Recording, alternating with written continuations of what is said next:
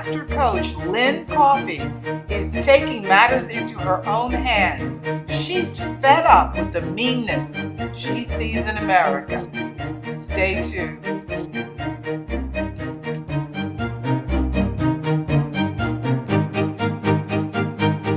You are watching Profundo TV with host Phyllis Haynes.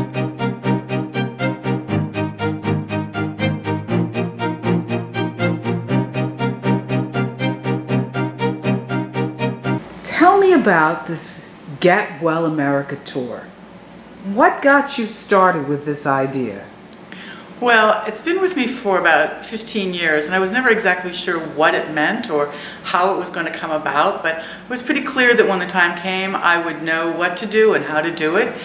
It just seemed to me that the time is right now with the way the country is and how unhappy we all are and how we're at odds with one another, and it seems to be just a lot of meanness. So my idea was to get an RV, which I did, and traveled around the country promoting the idea of America getting well. And as I started the tour, I began to realize that my real message was about kindness, that if we start with a level of understanding of how important it is for us to be kind, first to ourselves and then to everyone else, that it would be the foundation for us being able to get well. Because from kindness springs all things getting well.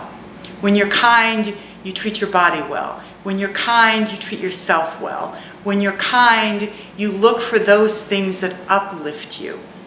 And so I believe that at the grassroots level, that we need to be getting ourselves well. I don't think we can look to the powers to be to look down upon us and say, hello everybody, we need to get well, we need to start being nice to each other, don't squabble, be kind, do nice things for yourself. That's not what we're hearing. We're hearing, buy the food that makes you sick. Don't worry about the air that makes you sick. We hear things about not liking each other and being set against each other, and I think it's a mistake. Well, when you see this illness in America, what do you think is causing it? Well, I think, there's so many different things coming in, starting with the disintegration of the American family system.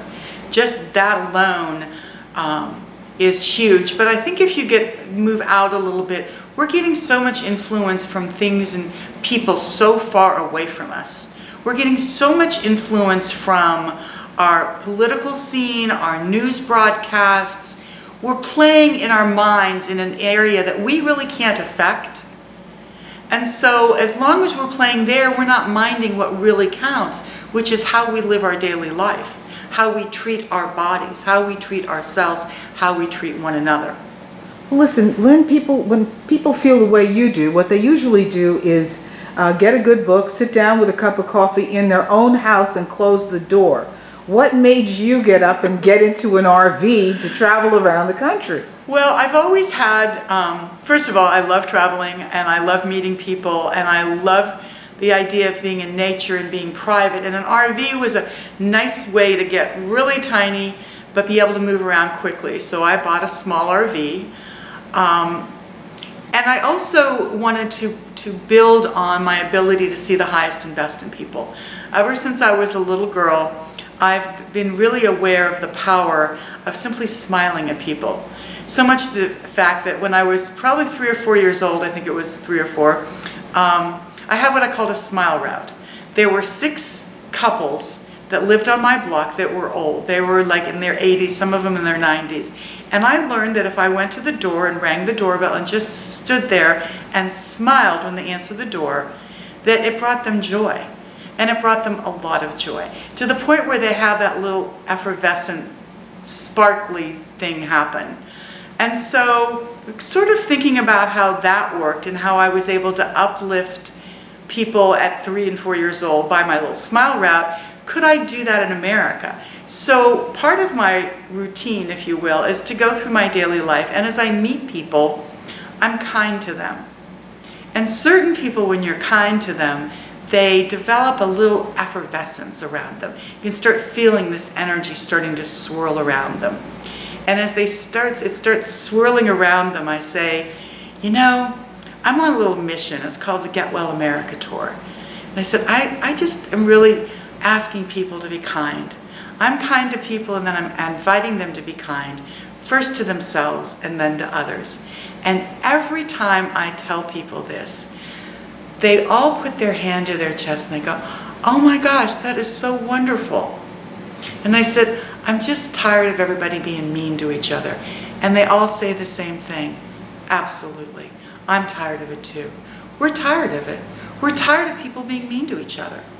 So when I get to that point, I say to them, I wrote a book last year using coaching skills to help everyday people learn to be their highest and best. And I developed that whole book for everyday people. And so once I get them in that effervescence, talking about how we should stop being mean to each other, I ask them if they'd like a copy of my book. And I give them a copy of the book, and I put this little sticker on. It's called a pass-along sticker. And in the back, I put the Get Well America Tour sticker. And then inside on the pass-along page, I show them how to fill out from my name to their name, and then I encourage them to pass the book along so that everybody can learn around them how to be nicer to themselves and how to be nicer to each other and how to have a better life. Well, now this sounds great and it sounds interesting, but let's start from the beginning. So where did the tour begin? The tour actually began in La Mesa, Arizona when I picked up Little Miss Red. And there's a picture of me sitting with her and happy in Arizona. And I started driving up through northern Arizona, and my first stop was in Monument Valley. And my very first pass-along book that I got to give was to Jennifer, who is a beekeeper, who, in order to keep their 501c trust designation, they had to earn money in another way. So she built an entire campsite around her beehive and beekeeping. She is a beautiful woman. There's a picture of her against her backdrop out in Arizona. So I came up through Arizona, going through different campsites, landed in Denver, which is where my home is, and from there on May 2nd, I launched and came through from Colorado, traveled through Kansas, and I loved Kansas. I found the people in Kansas to really resonate with this idea, and I also found the people of Kansas really needing to be listened to. That's another thing about kindness. Some of the kindest thing you can do is just listen to somebody talk. Just let them tell their story. Kind of like what we're doing now. This is the kind thing that you're doing, allowing me to tell my story. But you skipped some of the more difficult parts. Like, for Okay. example, are you used to traveling in an RV, or did you have to learn how to do this? What did you... Well, there's a huge learning curve. It was the first night I had Little Miss Red. I stayed in Arizona for a week and took a little campsite, and it was like bringing a baby home. I had no idea what I was doing. I had to learn an entire electrical system, an entire plumbing system, entire battery system, including lithium batteries. And it was pretty tough for a while. It was touch and go as far as was I going to blow the place up. One time I kind of caught the electrical system on fire a little bit because I didn't know to bring a surge protector. Turns out you need to buy an extra surge protector if you're going to plug into landline. So I, thinking I understood surge protectors, brought a little electrical strip that you plug in for your computer at home, thinking that was it. So I have spent a little bit of time in the shop having things fixed that I broke, but by and large, she and I are getting along just fine. And what about filling up for gas? Is that something you're used to doing, filling an RV? Well, it takes 23 gallons. My car at home takes 20. It's not that big a deal. She's very easy to drive. She's like a little bigger than a van, and she's a little bouncy on the highways. She's got a low clearance, so I have to watch what happens when I'm going over bumps. But actually, it's been a nice experience and an interesting one. I imagine I've been doing this traveling now for about 5 weeks. I expect another 2 or 3 weeks I'll have most of it all the way down. I'm getting to the point where everything's pretty organized and I'm able to function like a home. She's my home on wheels. Now, when you approach some people that you meet, do they think you're weird being so smiley and kind, or does everybody accept your approach? Well, I'm selective about who I approach because for some people, being kind is kind of a trigger for them. they become very suspicious. So if I get that, if it's going to upset them, I back away, because it wouldn't be kind to step over that boundary. I really think standards and boundaries are really important. As a matter of fact, I have a whole chapter in my book about standards and boundaries, and why we need them and how to have them, and what good standards or boundaries look like and what bad ones also look like. So the whole idea is to be our highest and best, and I think kindness is a great way to move into that. So where are some of the hot spots? You mentioned to me in passing laundromats. Where are some of the places that you meet people generally? So if you think about our daily lives, we get gas, we buy groceries, we have entertainment, we take a walk, we go to a library or post office, any place where I might run into someone. I've run into people in a Walmart parking lot. A man saw Little Miss Red and he walked up and he started talking about her, and I always offer to show people the inside of her because it's kind to do and they're curious. And as we started talking, it turns out he was a maintenance man for a nursing home, and he talked about how important it was in his work, how he really saw his work was more important to be kind to the people than worrying about whether the facility worked. Well, of course he took care of the facility, but just strike up a conversation. What about things like weather and temperature? How have they affected you as you've taken your journey? Well, it rains a lot here. It's been a rainy summer. I have made a point of not paying too much attention to the weather, assuming that I will be safe and I will be where I'm supposed to be. Although one morning I woke up with a big thump on the roof of Little Miss Red, and it turns out a branch had fallen on her that was dead. So I decided to move a little quicker out of that campsite than I might have normally. I do have a friend who watches the Weather Channel, and she lets me know if there's any major problems. But so far, I've missed a hurricane, or not a hurricane, a tornado by one night, and I've had some pretty heavy rainstorms. Just pull over and sit and wait it out. Now, men go on walkabouts. This has been a tradition for men to go out and find themselves by going into the woods or just taking long trips. This is not something that a lot of women have done. Have you gotten any pushback for being a woman alone doing this? I had a man ask me the other day, he goes, "Are you afraid of anything?" And I go, "No, I'm not." I have a lot of friends and family who want to be afraid for me, and I ask them to please not. It doesn't help them, it doesn't help me. It doesn't help my confidence to think that I've got 5 people that are deathly afraid of what's going to happen to me. I believe that I am on a mission. I believe that it's divinely inspired and it's divinely protected. So, yeah, I do get pushed back, but I push it on back to them. Say more about divine inspiration for you. How does it look? How does it feel? I have, since I was a very young child, have had a very strong internal relationship with God, with other spirits. Maybe they're angels. I'm not exactly sure who they are. We don't name them, but they show up. And I've been given instructions, and I've been told when to do things, when not to do things. I was told that I would know when the Get Well America tour was ready, and I was frustrated because I talked about it for years, and my family and friends were like, "Would you stop already with this?" But I just sort of have an internal sense that I was told after I published my book that it was time to set it down and not market it. And it's like, I just did all this work, and it's supposedly a really important, good piece of work, but I lay it down, and God was like, "Yes, but you'll pick it back up." And now that I understand that I'm picking it back up to make it a part of the Get Well America tour, it makes total sense to me. That's what I'm supposed to be doing. So I get nudges, I get internal dialogue, and I get opportunities. An internal voice is guiding you, Yes, you would say. yes. Do you ever get an instruction and you go, "Oh no, I don't want to do that"?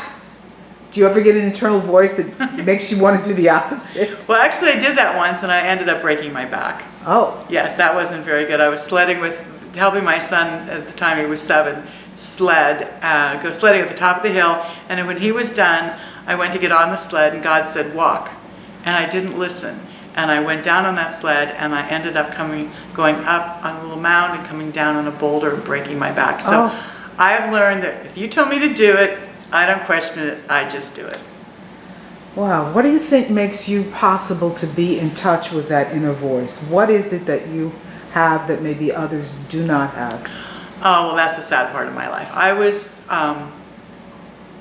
had a very difficult beginnings of my childhood. My mother was very overwhelmed, and I was the third of 4 children born in rapid succession, and she just wasn't able to give me what I needed in terms of nurturing and care, and so I was left alone a lot, and I think that's when those internal voices started developing, and they became my best friend and my guide, and they still are today.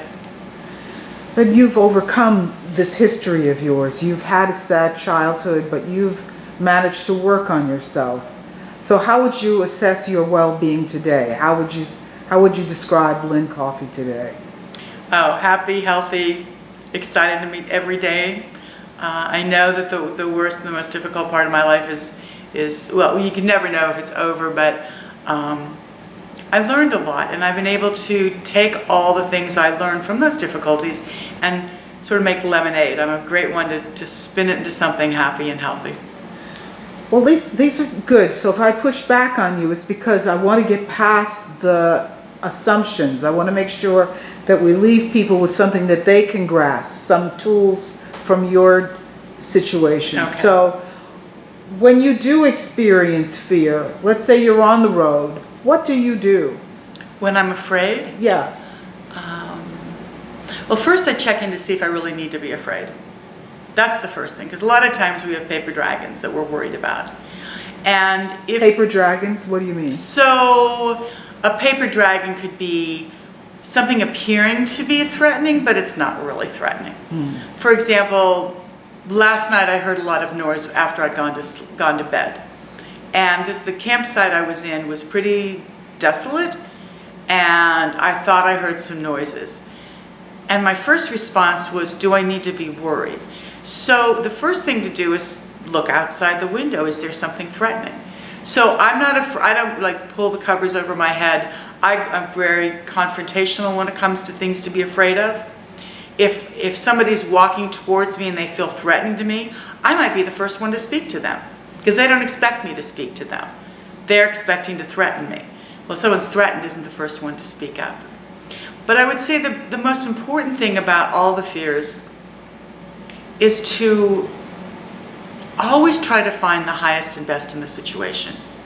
And that's the way I've lived my life. When I was a little girl and did the smile route, it was, what's the highest and best I can do for myself? I don't have a lot to me, but I have a smile. So I took the highest and best and looked at their highest and best. So when I meet people, I really look for their highest and best, and then I make a comment about it, whatever that is. So I know that doesn't really answer your question about fear, but I don't spend a lot of time in fear, so it's kind of hard for me to answer that. Well, but you did answer it. You Okay. said that you look for the highest and best in the situation. I do. And it sounds like you don't make assumptions. You check it out first before making Right. an assumption. Right. I don't believe. I love the acronym FEAR, spelling future events appearing real. So if I hear a noise, I'm not afraid of that noise. I'm afraid of what could happen as a result of that noise. That now it's a story I'm making up and believing. So I do a lot of work around being careful not to make up stories and believing them. Try to stay with what I know is true and the facts. How does this translate into your parenting? You apparently have 2 very wonderful boys, or now young men. Yes. Well, there was a time where I didn't always see the highest and best in my kids, and that was when they were at their lowest and worst. And I realized that it was my focusing on them and their lowest and worst that was driving them down. So it was my experience with them, and realizing that if I saw what was best in them and focused on that and paid attention to them, they came and they rose. The other piece I realized in parenting was that coming from the background I came from, it was hard for me not to repeat some of the same mistakes my parents had made.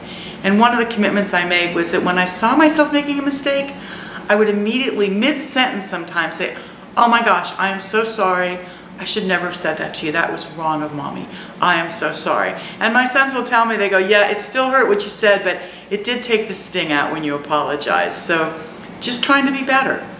I believe in highest and best isn't perfect. I don't think perfect is possible in this reality. So it's not kind to expect perfection, but it is kind to expect our best. And sometimes our highest and best doesn't look very good in that day, in that moment. But if it's our best, then we can go to bed that night and be proud that even though it wasn't a very good day, we still did our best.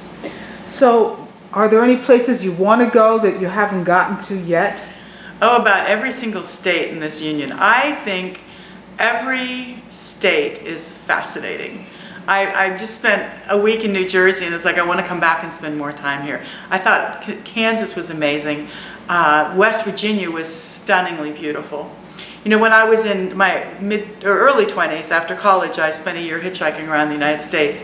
Instead of going to Europe and hitchhiking, which is what most of my friends were doing, I really wanted to see the States. And one of the things I walked away from that experience with was a deep and earnest respect and admiration for our country, in that we have so many different people, places, things, geography, religion, economic bases, political understandings, sexual orientations.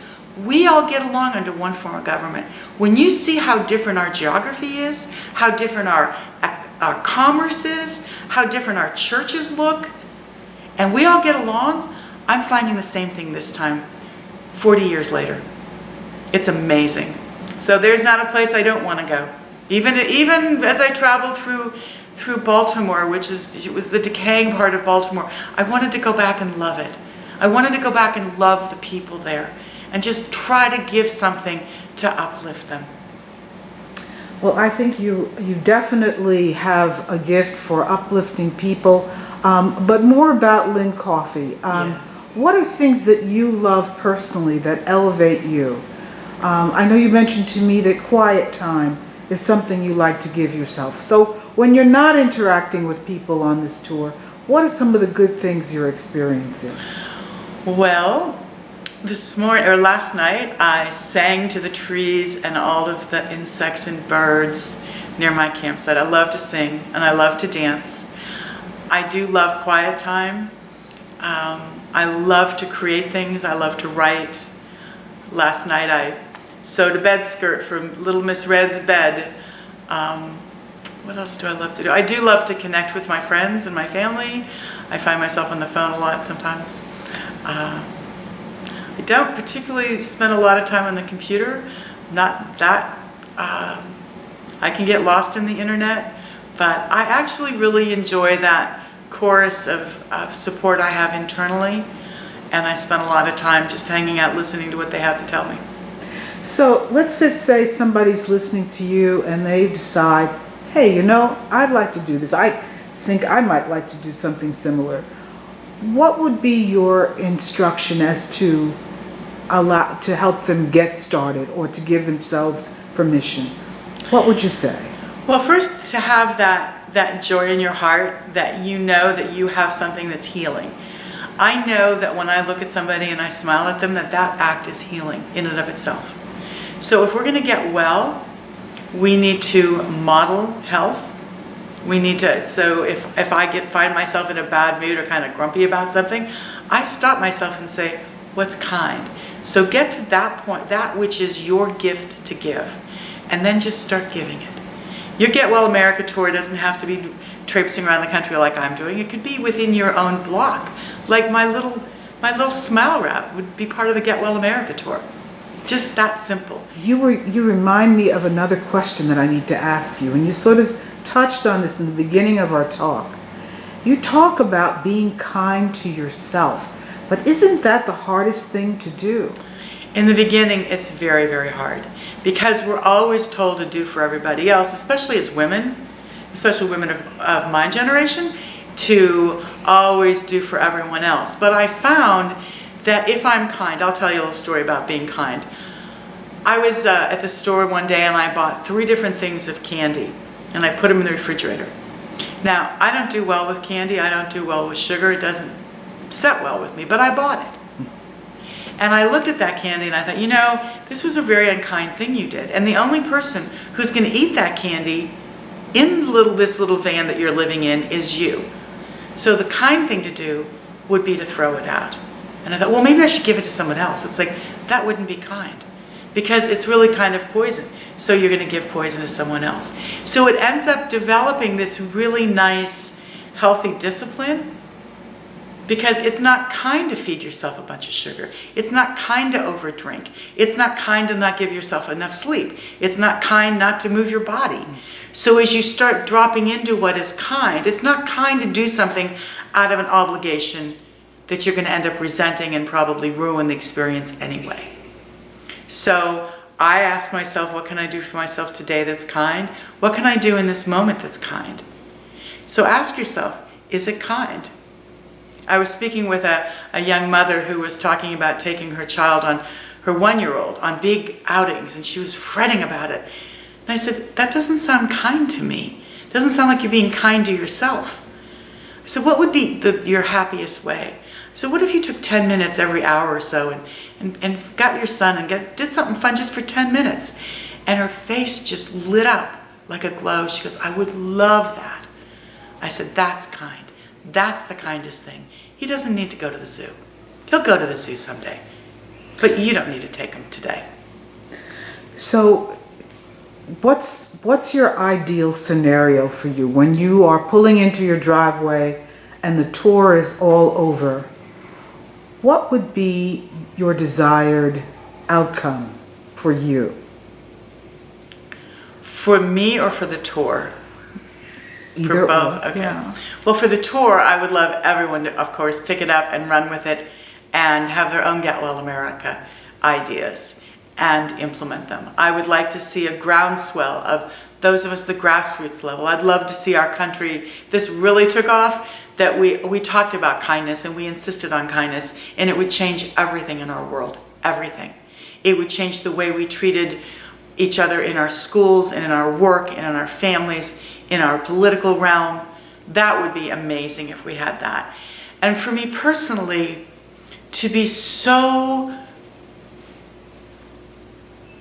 grounded in kindness that I just embody it 24/7. I don't embody it 24/7 yet. I would like to, but I don't. So at the end of the day, if I just lived in that gracious state of kindness, that would be amazing. Well, it is very kind of you to give me this interview. I have enjoyed every minute of listening to you. Thank you so much, Lynn Coffey. Well, thank you, Phyllis Haynes, and thank you for your interest, and thank you for those of you listening, and please remember, please be kind to yourself and to others.